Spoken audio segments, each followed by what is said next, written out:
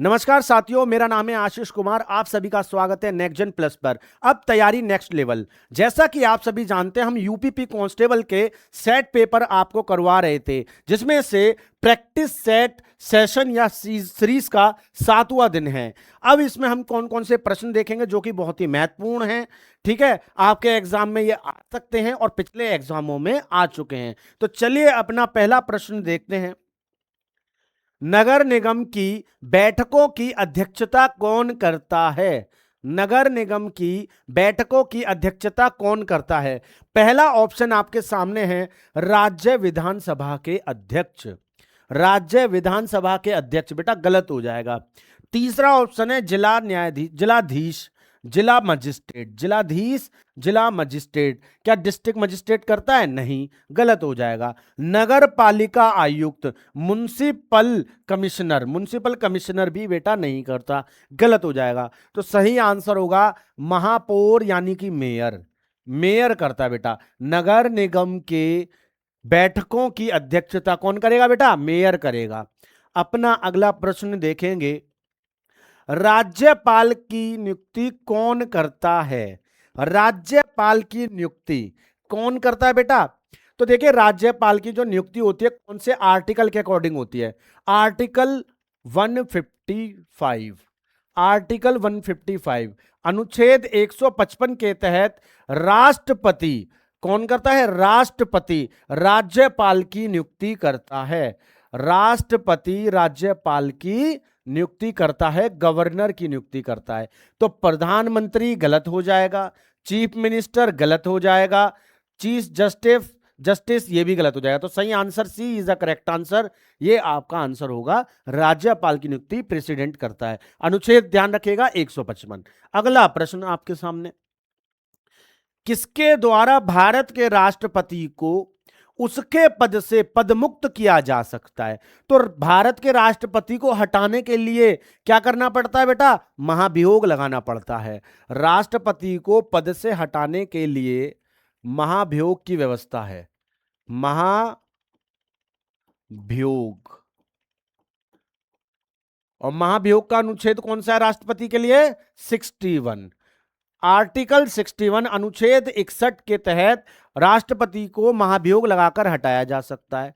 यह महाभियोग लगाने की शक्ति किसके पास है? इस पद, उसके पद से पदमुक्त किया जा सकता है। किसके द्वारा? यहां पूछ रहे हैं किसके द्वारा, तो भाई किसके द्वारा? संसद के द्वारा। तो पहला प्रश्न है, प्रधानमंत्री लगा सकता है क्या महाभियोग? नहीं। लोकसभा सदस्य लगा सकते हैं क्या? लोकसभा के द्वारा लगाया जा सकता है? नहीं। उच्चतम न्यायालय द्वारा लगाया जा सकता है? सुप्रीम कोर्ट द्वारा? नहीं। तो कौन लगाएगा? संसद द्वारा। महाभियोग की व्यवस्था जो है वो अनुच्छेद 61 में है। संसद द्वारा राष्ट्रपति को उसके पद से मुक्त यानी कि पद से हटाया जा सकता है, रिमूव्ड किया जा सकता है। चलिए अपना अगला प्रश्न देखेंगे। प्रश्न नंबर 4। इनमें से कौन सा यूनेस्को का विश्व विरासत स्थल नहीं है? इनमें से कौन सा यूनेस्को का विरासत स्थल नहीं है? ठीक है, इसका मतलब क्या है? UNESCO world heritage site. तो हेरिटेज साइट के बारे में पूछ रहा है। अजंता की गुफाएं महाराष्ट्र, अजंता की गुफाएं कहां है? महाराष्ट्र में। कभी कभी यह भी प्रश्न पूछ लेता है कि अजंता की गुफाएं कहां पर स्थित है? महाराष्ट्र में स्थित है। लाल किला नई दिल्ली, विक्टोरिया स्मारक कोलकाता, काजीरंगा वन्य जीव अभ्यारण्य असम। क्लियर है बात? तो भैया अजंता की गुफाएं यूनेस्को हेरिटेज का पार्ट है, लाल किला यूनेस्को हेरिटेज का पार्ट है, काजीरंगा वन्य जीव यूनेस्को हेरिटेज का पार्ट है। तो कौन सा नहीं है? विक्टोरिया स्मारक कोलकाता। विक्टोरिया स्मारक क्या है? यूनेस्को हेरिटेज का पार्ट नहीं है। तो इसका आंसर जो करेक्ट होगा वो ऑप्शन सी होगा, क्योंकि इसने पूछा है कौन सा नहीं है, इन्हें नहीं है पूछा है। तो option C is a correct answer. Clear रहेगी बेटा बात? अगला प्रश्न आपके सामने। एक वर्ल्ड डॉक्यूमेंट में कंट्रोल+Z कमांड डैश का शॉर्टकट है। देखिए कंप्यूटर पर जब आप काम करते हैं तो कंट्रोल प्लस जेड जैसे ही आप दबाएंगे तो वो क्या करेगा, अंडू का प्रयोग करेगा, यानी कि जो भी चीज आपके पहले चल रही थी पूर्ववर्ती चीज को वो रिपीट कर देगा। तो यहां पर ऑप्शन क्या है, डॉक्यूमेंट को सेव करेगा, नहीं डॉक्यूमेंट को सेव थोड़ी करेगा भैया। दूसरी बात करते हैं, पिछली क्रिया को दूसरा ऑप्शन देखते हैं पहले, जूम मैग्निफिकेशन को समायोजित करेगा, नहीं ये भी गलत हो जाएगा। पिछली क्रिया को पूर्ववत करने का कार्य करेगा, पिछली क्रिया को पूर्ववत, पिछली क्रिया को पूर्ववत क्या कहते हैं, अंडू कहते हैं। यानी कि जो भी चीज आपने करी, जैसे मैं स्मार्ट बोर्ड पे मैंने ये लाइन खींची, अब मैं देख रहा हूं कि इस लाइन से पहले क्या था, ये मिट जानी चाहिए, मैंने अंडू दबाया, ये मिट गई। क्लियर हो गई नहीं हो गई बात। तो ये क्या है, कंट्रोल जेड, जैसे स्मार्ट बोर्ड में तो ये फीचर दिया हुआ है, मैंने दबा दिया, पर लेकिन कंट्रोल जेड का प्रयोग करेंगे आप उसमें।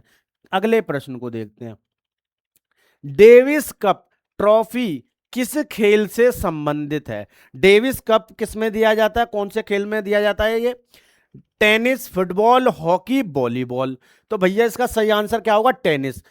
डेविस कप टेनिस से संबंधित है। क्लियर। अगला प्रश्न, माल और सेवा कर जीएसटी पर संसदीय संशोधन बिल को किस राज्य ने सर्वप्रथम अनुमोदित किया था। तो जीएसटी मैं कई बार बार बता चुका हूं, कई बार ये क्वेश्चन रिपीट हो गया। जीएसटी का पहला राज्य असम, जीएसटी का पहला राज्य असम। तो यहां पे भी जीएसटी का पहला राज्य भैया पूछ रहा है, तो क्या हो जाएगा, Assam is a correct answer.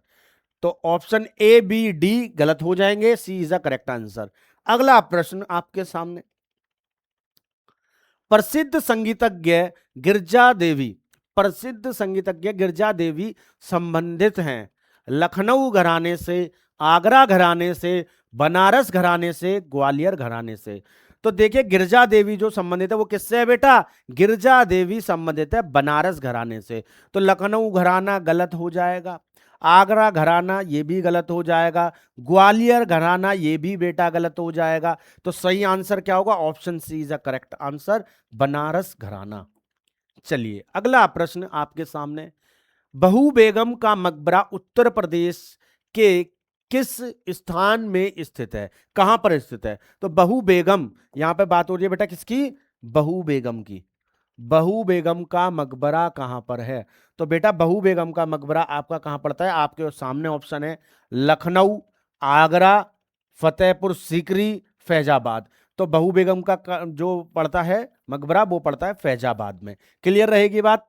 ठीक, अगला प्रश्न जल्दी से देखेंगे, गुप्त काल में टेराकोटा, पक्की मिट्टी, टेराकोटा का मतलब है पक्की मिट्टी, ईंटों से बना भीतरगांव मंदिर उत्तर प्रदेश के किस हिस्से में शामिल है। भीतरगांव मंदिर, तो भैया भीतरगांव मंदिर कहां पर पड़ता है, चित्रकूट, कानपुर, गोरखपुर, वाराणसी। तो भीतरगांव बेटा आपका पड़ता है कानपुर में। भीतरगांव कहां पड़ेगा बेटा, कानपुर में।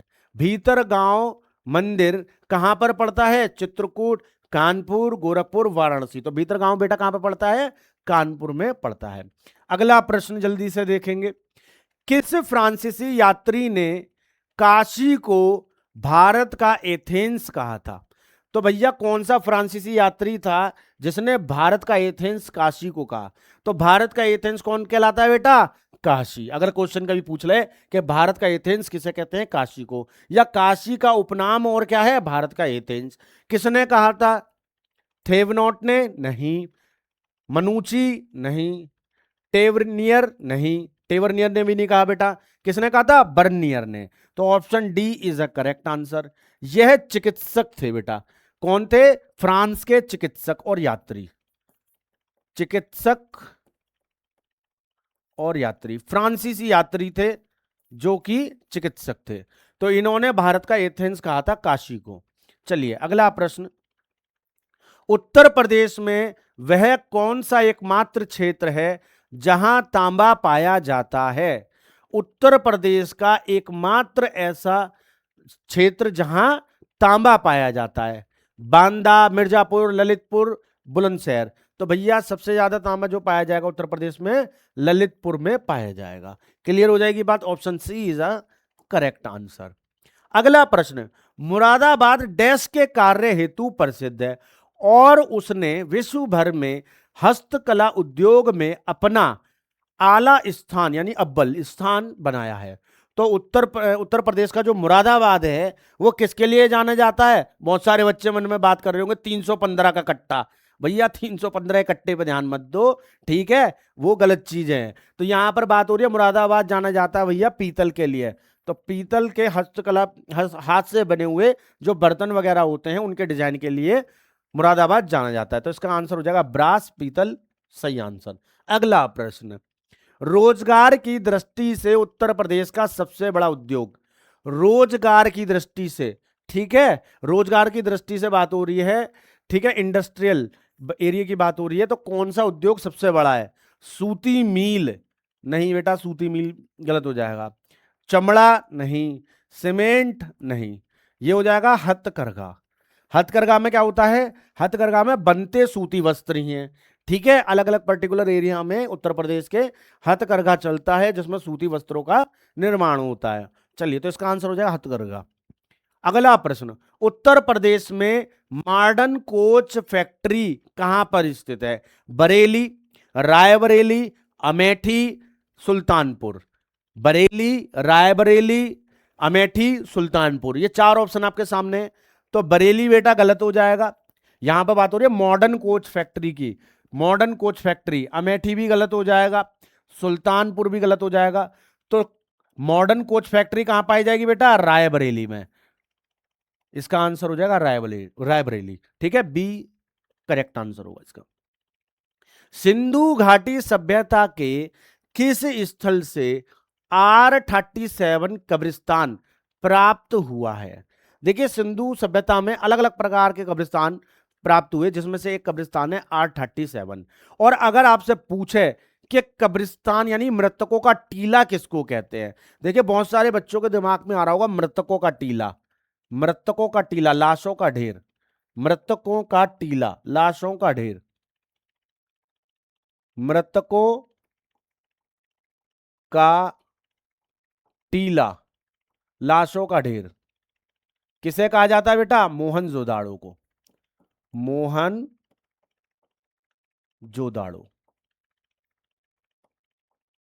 मोहनजोदाड़ो या जोदड़ो, ठीक है। तो मोहनजोदड़ो या मोहनजोदाड़ो, ठीक है, क्या कहलाता है? मृतकों का टीला कहलाता है, लाशों का ढेर कहलाता है।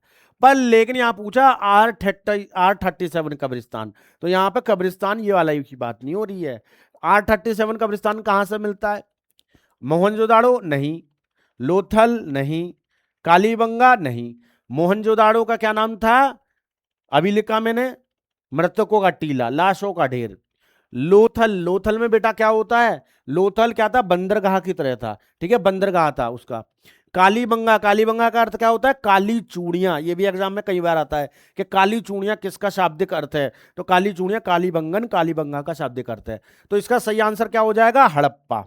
इसका सही आंसर क्या हो जाएगा बेटा? हड़प्पा। R37 कब्रिस्तान कहां से मिला है? R37 कब्रिस्तान हड़प्पा से मिला है बेटा। R37 कब्रिस्तान कहां से प्राप्त हुआ है? हड़प्पा से प्राप्त हुआ है। अगला प्रश्न देखेंगे। निम्नलिखित में से कौन गोंडवाना लैंड का हिस्सा था? देखिए, मैंने आपको मैराथन क्लास पढ़ाई थी और उस मैराथन क्लास में मैंने आपको बताया था अल्फ्रेड वेगनर द्वारा 1912 में एक सिद्धांत दिया गया जिसे कहते हैं एक महाद्वीपीय प्रवाह सिद्धांत, single continental drift theory. Clear? उसमें मैंने ये पूरी डिटेल पढ़ाई थी, ठीक है। यदि आपको पूरा डिटेल वाइज जाना हो तो आप मेरी मैराथन क्लास देख सकते हैं। चलिए, तो यहां पर बात हो रहा है कि कौन सा गोंडवाना लैंड का भाग है। तो गोंडवाना लैंड कहां था? नीचे। अब यहां पर दिया है भारत, रूस, जापान, ग्रीनलैंड। तो भारत भी बेटा ऊपर आता है, उत्तरी गोलार्ध में आता है, नदन हेमिस्फीयर में। रूस भी उत्तरी गोलार्ध में आता है, यूरोप वाले हिस्से में, है ना, यूरेशिया बनता है। जापान भी ऊपर आ गया और ग्रीनलैंड भी ऊपर आ गया। तो ये चारों तो कौन से हैं? नदन हेमिस्फीयर के। गोंडवाना लैंड का तो कोई सा भी पार्ट नहीं लग रहा। पर लेकिन मैंने आपको बताया था कि भारत जो है वो गोंडवाना का पार्ट था, अफ्रीका का पार्ट था, और वहां से टूटने के बाद 33 सागर में बहता हुआ गया और एशियाई प्लेट से जा टकराया, और इसी के द्वारा 33 सागर से हिमालय की उत्पत्ति हुई। क्लियर? तो यहां पर गोंडवाना लैंड का पार्ट कौन सा है? भारत, इंडिया। तो A is a correct answer. Clear है बेटा? पूरा डिटेल में पढ़ना हो, डायग्राम वगैरह बना के पढ़ाया था, पूरी थ्योरी लिख के बताई थी, ठीक है, मैराथन क्लास देख लेना, अच्छे से समझ में आ जाएगा। अगला प्रश्न, किस भारतीय राज्य में सर्वाधिक क्षेत्र में वन स्थित है? यानी भारत का ऐसा कौन सा राज्य है जहां पे सबसे ज्यादा जंगल है, वन है? तो भैया एक ही है, भारत के मध्य में, मध्य मतलब मध्य प्रदेश। क्लियर? भारत में सबसे ज्यादा जंगल भारत के मध्य में, और भारत के मध्य में कौन? मध्य, मध्य मतलब मध्य प्रदेश। तो यहां पर क्या हो जाएगा? केरल नहीं, महाराष्ट्र नहीं, उत्तर प्रदेश नहीं, मध्य प्रदेश। क्लियर? मध्य प्रदेश। तो D is a correct answer. Clear हो गई बात? अगला प्रश्न देखते हैं। अगला प्रश्न आपसे कहता है, मोनोजाइट रेत से निकला थोरियम डैश चट्टानों के विघटन विघटन से निर्मित होता है। ठीक है, यहां पे हो रहा है विघटन से निर्मित, किसके? निकले थोरियम से। अब यहां पर कौन सी चट्टान बनेगी? क्या डिबोनी चट्टान बनेगी? नहीं, डिबोनी चट्टान बिल्कुल नहीं बनेगी। क्या कैम्ब्रियन चट्टान बनेगी? कैम्ब्रियन बन सकती थी, लेकिन कैम्ब्रियन का कौन सा पार्ट होगा वो देखना पड़ेगा। फिलहाल ये कैम्ब्रियन नहीं बनेगी, क्योंकि आगे भी ऑप्शन दिए हुए हैं, तो कैम्ब्रियन बेटा नहीं होगी, पूर्ण रूप से कैम्ब्रियन नहीं हो पाई अभी। ठीक है, तो थोरियम की बात हो रही है ना, थोरियम से निकले हुए की, तो पूर्ण कैम्ब्रियन नहीं होगी। कार्बन प्रद तो होगी नहीं भैया। ठीक है, फिर इसमें नहीं होगा। फिर आ रहा है प्री कैब्रियन, मैंने बताया ना पूर्ण कैब्रियन नहीं होगी, आधी कैब्रियन, प्री कैब्रियन, अनमेच्योर कैब्रियन। तो Precambrian is the correct answer इसका।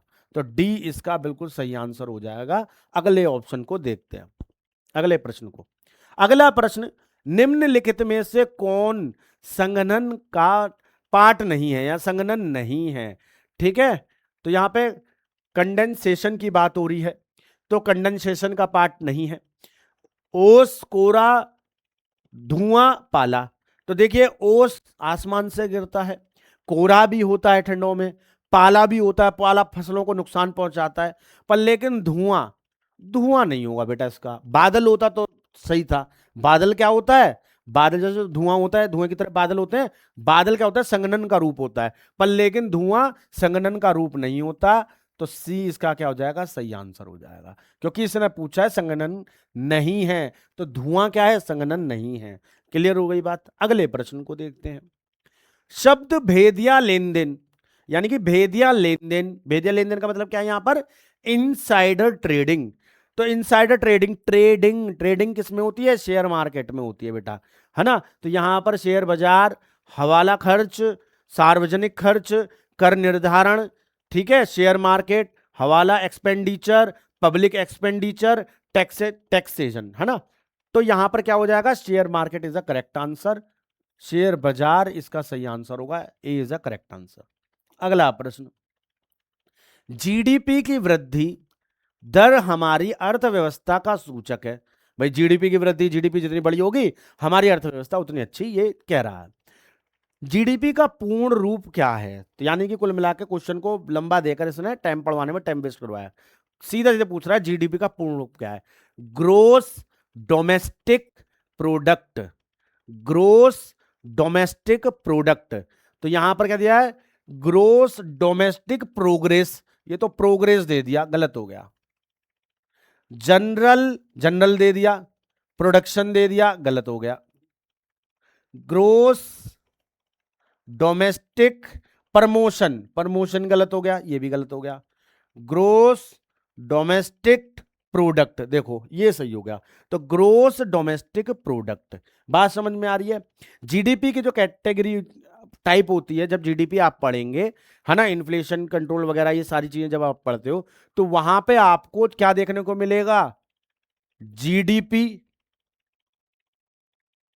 जीडीपी, एनडीपी, क्लियर है? जीडीपी, एनडीपी, दूसरे पेन से लिख देता हूं अब, GNP, NNP, NNP. Clear हो जाएगी बात? जीडीपी, जीएनपी, एनडीपी, एनएनपी, चार कैटेगरी होती है बेटा इसकी। कितनी? चार कैटेगरी। ग्रोस डोमेस्टिक प्रोडक्ट, ये रहा आपके सामने, ये पूछा है नेट डोमेस्टिक प्रोडक्ट। तो जो पहले वाला जी है उसका क्या है फुल फॉर्म? ग्रोस, उसका फुल फॉर्म है ग्रोस। और जो पहले वाला एन है उसका फुल फॉर्म क्या है? नेट। ठीक है, gross domestic product, net domestic product. तो डोमेस्टिक प्रोडक्ट तो सेम हो गया, ये हो गया ग्रोस, ये हो गया नेट। अब आता है जीएनपी और एनएनपी। तो जी क्या हो गया? ग्रोस। एन क्या हो गया? नेट, क्योंकि ये पहले वाले क्या होते हैं? जीएन, ग्रोस और नेट। पर लेकिन डी का मतलब क्या था? डोमेस्टिक। भाई जो बीच में है सेकंड नंबर वाला है, सेकंड नंबर पे कौन दिखाई दे रहे हैं? एक तो डी दिख रहा है, एक एन दिख रहा है। ये देखो सेकंड नंबर पे एक तरफ डी दिख रहा है, एक तरफ एन दिख रहा है। ऊपर वाले में क्या दिखा? डी। तो डी से क्या हो गया? डोमेस्टिक। डी से क्या हो गया? डोमेस्टिक। और एन से क्या हो गया? नेशनल। एन से क्या हो गया? नेशनल। नेशनल और डोमेस्टिक ये क्या है? डोमेस्टिक का मतलब है इंडिया के अंदर अंदर। जैसे मान लिया जाए ये हमने मान लिया इसके अंदर अंदर, बाउंड्री के बाहर नहीं जा पा रहा, बाउंड्री के बाहर नहीं जा पा रहा, इंडिया के बाहर नहीं जा पा रहा, तो ये हो गया डोमेस्टिक। पर लेकिन कोई चीज इंडिया के बाहर जाकर हो गई, वो क्या हो गया? नेशनल। नेशनल लेवल पे हो गई। बात समझ में आ गई? जब आप मुझसे इकोनॉमिक्स पढ़ोगे तो ये समझ लो छक्के छुड़ा दोगे क्वेश्चनों के, इतनी उम्मीद है। चलो फिलहाल आगे बढ़ते हैं। कभी कभी क्या होता है? जीडीपी, एनडीपी, जीएनपी, एनएनपी, इनका भी एक और टाइप होता है, GDP eight MP, GDP at FC. तो ये एमपी एफसी क्या है? एमपी और एफसी क्या है? एमपी और एफसी क्या है? एमपी, एमपी क्या होता है? Market price. एमपी क्या होता है? Market price. एफसी क्या होता है? Factor cost. फैक्टर कॉस्ट मतलब जो फैक्ट्री में बना हो, जैसे ये मार्कर है, ये 3 रुपए का बना फैक्ट्री में, तो इसकी फैक्टर कॉस्ट क्या है? 3 रुपए, फैक्ट्री में बना। पर लेकिन 3 रुपए का बनाकर मैं 3 रुपए में थोड़ी बेचूंगा मेरे भाई, मैं इसे बेचूंगा 5 रुपए में, तो वो क्या हो गया? Market price. मार्केट बाजार, बाजार में बेचने वाला प्राइस। मार्केट प्राइस हमेशा फैक्टर कॉस्ट से ज्यादा ही होगा, उसी पर ही जीएसटी लगेगा, उसी पर ही सब्सिडी होगी। क्लियर हो रही है बात? तो जैसे NIT, net indirect tax, FIFA, factor income from abroad, FITA, factor income to abroad, बेटा सब चीज करवा देंगे नेशनल इनकम जब आप पढ़ोगे।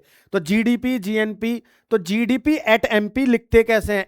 एट का मतलब होता है 88। तो एट को शो कैसे करेंगे? हम लिखेंगे जी डी पी और एमपी को नीचे लिख देंगे छोटा सा, इसका मतलब होता है एट।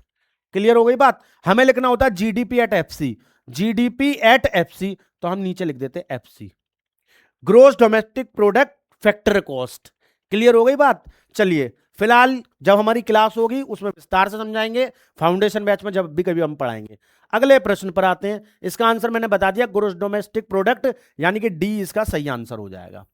अगला प्रश्न देखते हैं। हमारे देश में ग्रामीण विकास डैश के साथ शुरू होता है। भैया हमारे देश का ग्रामीण विकास कैसे शुरू होता है?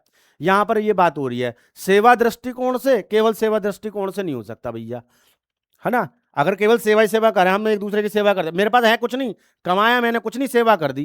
क्या सेवा कर दी? मैंने उसकी मदद कर दी। क्या की मदद? कमाया तो था नहीं, तो ऐसी वैसी मदद करी होगी, पैसों की मदद करी नहीं। खुद की भी तो इनकम होनी चाहिए। तो सेवा दृष्टिकोण हर जगह पे सही नहीं है। सही है, हर जगह पे सही नहीं है।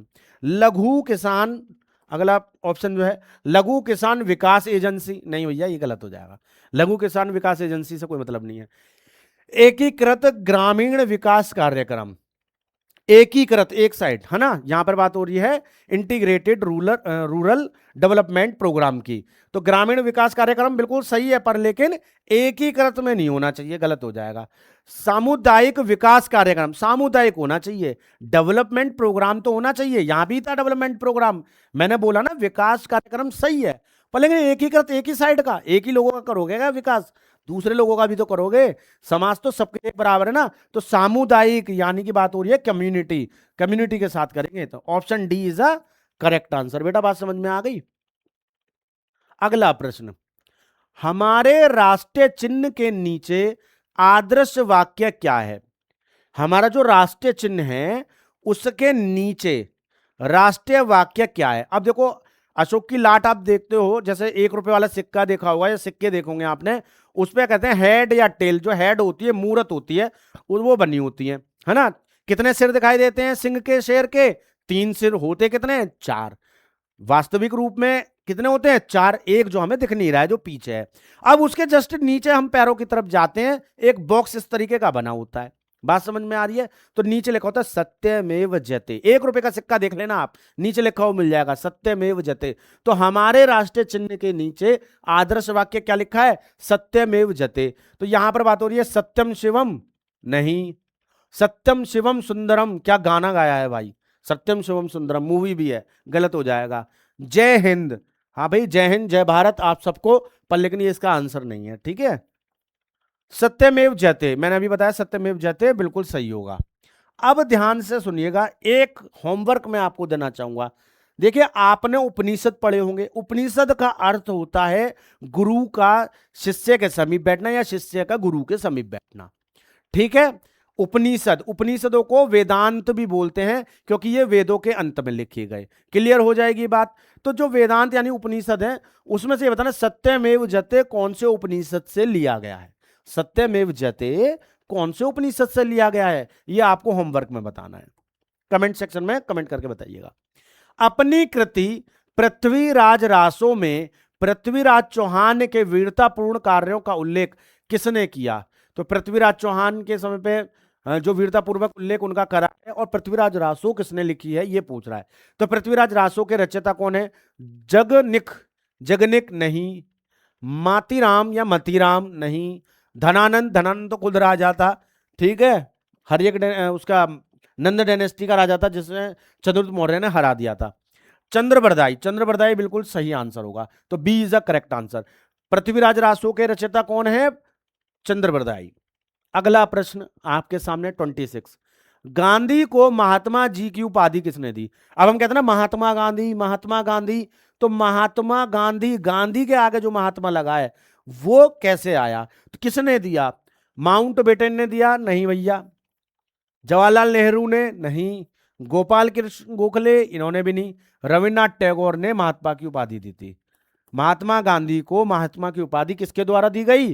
रविन्द्रनाथ टैगोर के द्वारा दी गई। अगला प्रश्न, अगला प्रश्न आपसे कहता है निम्नलिखित में से किस रियासत ने 1947 में पाकिस्तान में मिलने की घोषणा की थी?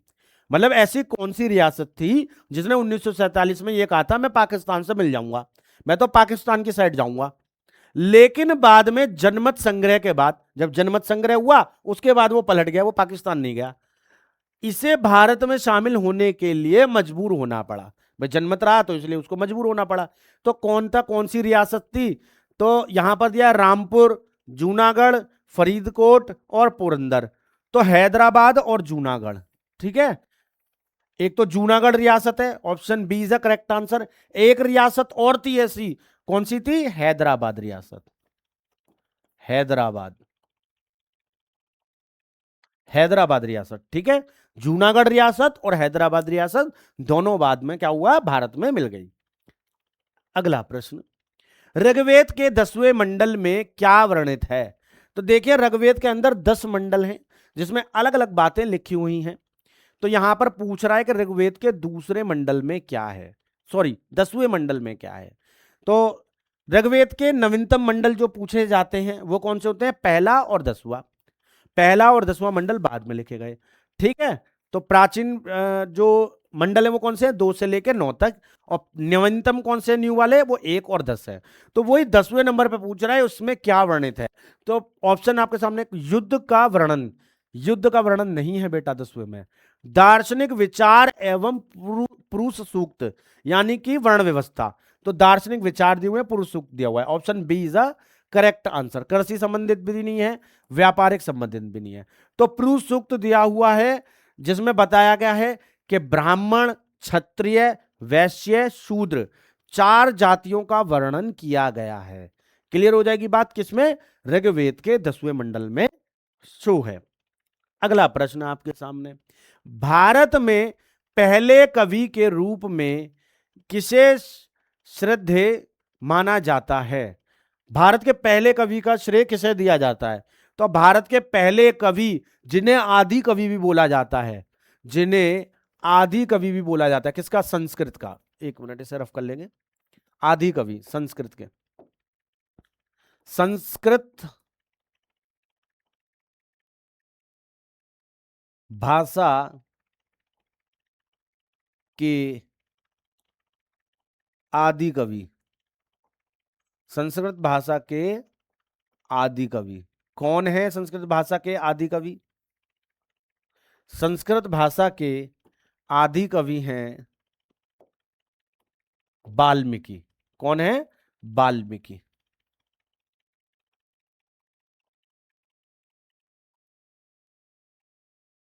वाल्मीकि क्या है? संस्कृत भाषा के आदि कवि, और पहले कवि के रूप में भी, भारत के पहले कवि के रूप में भी जाने जाते हैं। भारत के पहले कवि के रूप में कौन जाने जाते हैं? वाल्मीकि जाने जाते हैं। क्लियर हो जाएगी बात? तो D is a correct answer. इसने संस्कृत भाषा के कवि भी बोला जाएगा, आदि कवि भी बोला जाएगा। ठीक है।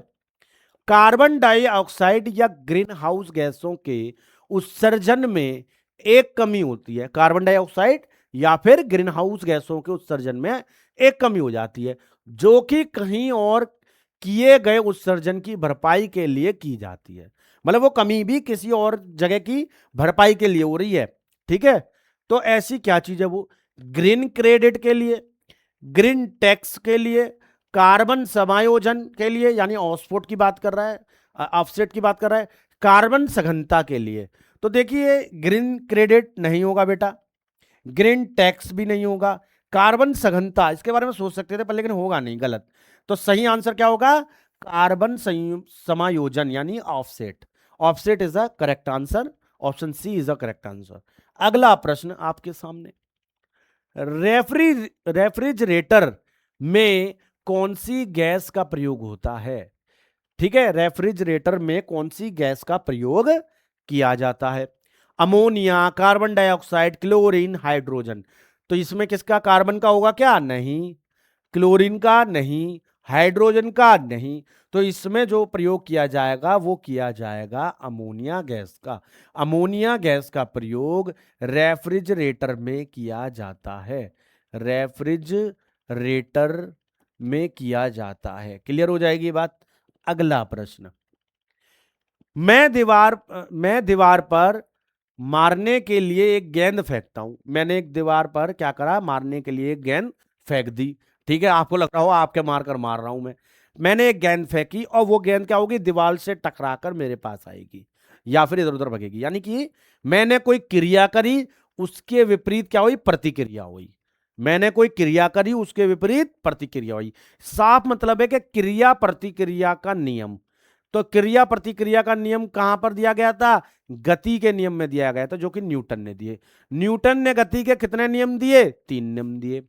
ठीक है, पहले मिलता है बल की परिभाषा, दूसरे में मिलता है बल का व्यंजक, और तीसरे में मिलता है क्या? क्रिया प्रतिक्रिया। तो मैंने वही पूछा है, क्रिया प्रतिक्रिया का नियम। तो न्यूटन की गति का तीसरा नियम क्रिया प्रतिक्रिया का नियम है। आंशिक रूप में न्यूटन के गति का प्रथम नियम और न्यूटन के गति का द्वितीय नियम नहीं, मैंने बताया तीसरा नियम है। न्यूटन के गति के नियम का प्रथम नियम नहीं, इसमें तो बल की परिभाषा है। न्यूटन के गति का द्वितीय नियम नहीं, इसमें बल का व्यंजक यानी गुणांक है। इसमें कह रहा है न्यूटन के गति का तृतीय नियम, ये सही हो जाएगा। तीसरे नियम में ही गति का गति क्रिया प्रतिक्रिया का नियम है। क्लियर हो जाएगी बात? अगला प्रश्न, किसके आवर्त नियम को संशोधित कर आधुनिक आवर्त सारणी के आधार के रूप में परमाणु क्रमांकों को अपनाया जाता है? यानी पीरियोडिक टेबल की बात कर रहा है, किससे एडॉप्ट करी गई? और एटॉमिक नंबर को अपनाया जाता है। एटॉमिक नंबर रिपीट करे जाएंगे। हेनरी मोसले नहीं बेटा, जॉन न्यूलैंड नहीं, सी भी गलत हो जाएगा, जोहान्स डोब्रेनर नहीं, डेमेट्री मेंडलीफ ने दी थी आवर्त सारणी, उन्हीं को रिपीट करके बनाया जाता है एटॉमिक नंबर। ठीक है, डेमेट्री मेंडलीफ। क्लियर हो जाएगी बात? अगला प्रश्न देखेंगे। अगला प्रश्न हमसे कहता है, कौन सा रक्त हर वर्ग वाले को रक्त दे सकता है? यानी सर्वदाता रक्त कौन सा है? तो जो सर्वदाता रक्त है वो कौन सा होगा? सर्वदाता रक्त होगा आपका मनुष्य को दिया जाने वाला कौन सा है?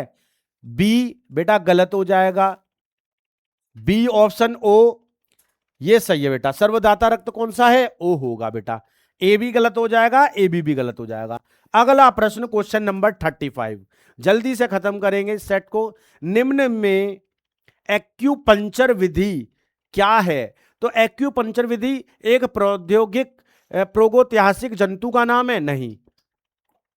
एक फसल का नाम है? नहीं। ट्यूबों में पंचर जोड़ने की विधि है? तो यहां पर लगेगा कि पंचर की बात हो रही है तो पंचर हो जाएगा? नहीं। यह है चीन में प्रचलित एक चिकित्सा पद्धति। चीन में प्रचलित एक चिकित्सा पद्धति। इसमें क्या होता है? लोगों के स्वास्थ्य को सही करा जाता है। ठीक है, नॉर्मल वे में लोगों के स्वास्थ्य को सही करा जाता है और बहुत ही प्राचीन पद्धति है चिकित्सा के क्षेत्र में ये। अगला प्रश्न देखेंगे, संघ की कार्यपालिका की शक्ति किसमें निहित होती है? संघ की कार्यपालिका की शक्ति किसमें निहित होती है? तो संघ की कार्यपालिका की शक्ति कौन से अनुच्छेद के अंतर्गत आ रही है?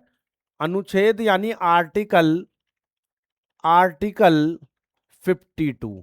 आर्टिकल 52 के अकॉर्डिंग संघ की कार्यपालिका की शक्ति राष्ट्रपति में निहित होती है। तो प्रधानमंत्री गलत हो जाएगा, लोकसभा अध्यक्ष भी गलत हो जाएगा, सर्वोच्च न्यायालय भी गलत हो जाएगा, है ना।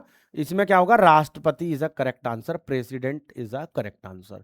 अगला प्रश्न देखेंगे, पल्लव वंश के संस्थापक कौन है? पहले वाले सेट में मैंने आपको बताया था कि पल्लव वंश की राजधानी क्या है। कमेंट सेक्शन में कमेंट करके बताइए कि मैंने क्या बताया था, पल्लव वंश की राजधानी कौन सी है। चलिए, पल्लव वंश के संस्थापक मैंने उस समय पे बताए थे, 4 ऑप्शन के संस्थापक। तो पल्लव वंश के संस्थापक क्या होंगे?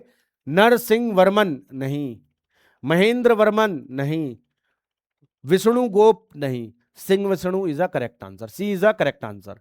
तो सिंह विष्णु पल्लव वंश के संस्थापक होंगे। अब ये रहा आपके PSS 7 का लास्ट क्वेश्चन, जो कि अंतिम प्रश्न है। अक्टूबर 2023 में कहां विश्व सहकारी आर्थिक मंच की स्थापना की गई? तो भैया विश्व सहकारी आर्थिक मंच, ये 2023 की करंट अफेयर का क्वेश्चन है। आर्थिक मंच कहां पर लगा था? सहकारी आर्थिक मंच भैया नई दिल्ली में लगा था। Option C is a correct answer. Option C is a correct answer. उम्मीद है कि यह सेशन आप सभी को बहुत अच्छा लगा होगा। तो मिलेंगे जल्द अपने अगले सेशन में। जैसा कि आप सभी जानते हैं, टेलीग्राम पर आपको नोट्स मिल रहे हैं, इंस्टा फॉलो कर लीजिए, यूट्यूब चैनल को सब्सक्राइब करें, ज़्यादा से ज़्यादा शेयर करें ताकि और भी बच्चों का भला हो पाए। हमारी ऐप को प्ले स्टोर से आप डाउनलोड कर सकते हैं, आप इंस्टॉल कर सकते हैं और साथ में ही आप मॉक टेस्ट सीरीज भी लगा सकते हैं। यूपीपी कांस्टेबल के भी लगा सकते हैं। इसके अलावा जो आने वाले एग्जाम है, जैसे एएलपी का नोटिफिकेशन आपका निकला हुआ है, एएलपी के वैकेंसी आपकी निकली हुई है रेलवे की, उससे रिलेटेड भी आप सेट पेपर इसमें देख सकते हैं। मिलेंगे अपने PSS 8 में। जय हिंद, जय भारत।